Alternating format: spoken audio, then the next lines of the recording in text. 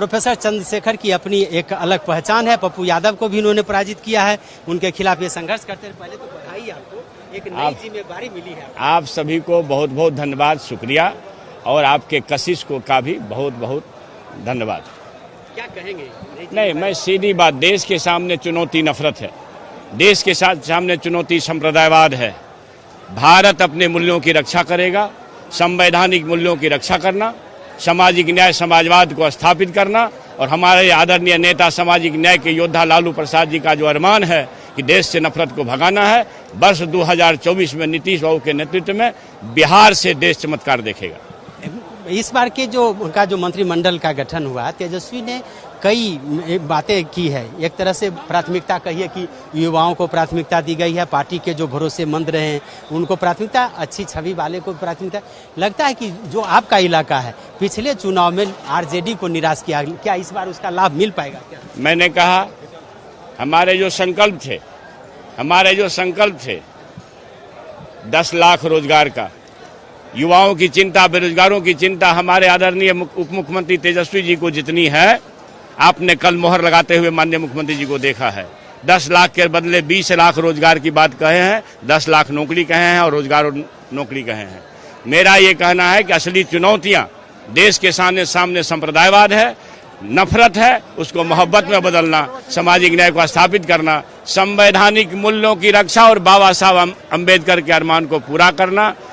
मैंने फिर कह रहा हूं, 2024 में मगध और बिहार की धरती चक्रवर्ती सम्राटों की धरती रही है।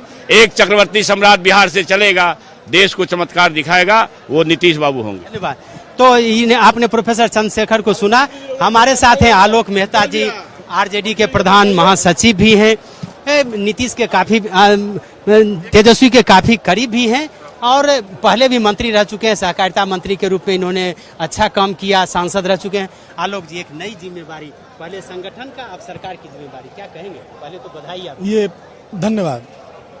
सबसे पहले आभार हमारे नेता माननीय लालू प्रसाद जी, माननीय तेजस्वी प्रसाद यादव जी और बिहार के मुख्यमंत्री माननीय नीतीश कुमार जी, सबका, और उससे भी ज़्यादा बिहार की जनता का, जिन्होंने हम पर विश्वास जताया और जिनके मतलब मन को समझकर ये महागठबंधन बना। तो मैं उस महान जनता को नमन करता हूं, और मैं समझता हूं कि चुनौतियों से भरी यह राहें जिन लोगों ने दी है, उन लोगों ने गलत ढंग से पूरे देश को गवर्न करने का एक प्रयास जो पिछले 6 वर्षों से 7 वर्षों से करने का जो प्रयास चल रहा है, उसके विरुद्ध हम एक उदाहरण पेश करेंगे कि गवर्नेंस वो नहीं होता, गवर्नेंस कुछ और होता है। और डेमोक्रेसी को बहाल रखते हुए राज्य की जनता की खुशहाली और राज्य की प्रगति के लिए हम मिलजुल कर काम करें। पिछले चुनाव में जो तेजस्वी ने वादा किया, इसको इस बार लगता है उसको पूरा करेंगे क्या आप लोग? नहीं, वादा की बात क्या होता है, आगे किसी के पूछने से पहले वो आगे बोल रहे हैं।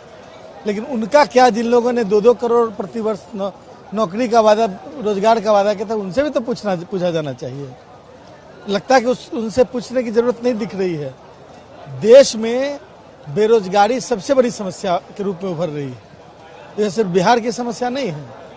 तो जो तरीका है कि रोजगार खत्म किए जा रहे हैं, पब्लिक सेक्टर को हटाया जा रहा है, जहां पर रोजगार के अवसर मिलते थे, और प्राइवेट सेक्टर में जो स्थिति है बद से बदतर है, तो ये तमाम चीजें समाप्त हो रही हैं, देश को बेचने की कोशिश हो रही है। इनके विरुद्ध एक मॉडल जो खड़ा हो सकता है बिहार में खड़ा किया जाए। धन्यवाद। तो ये है आलोक मेहता, इन्होंने कहा है कि पूरे देश में एक नया मॉडल बनाया जाएगा बीजेपी के खिलाफ, और आगे जो रणनीति है उस रणनीति को पूरी तरह से पूरा करने की कोशिश की जाएगी।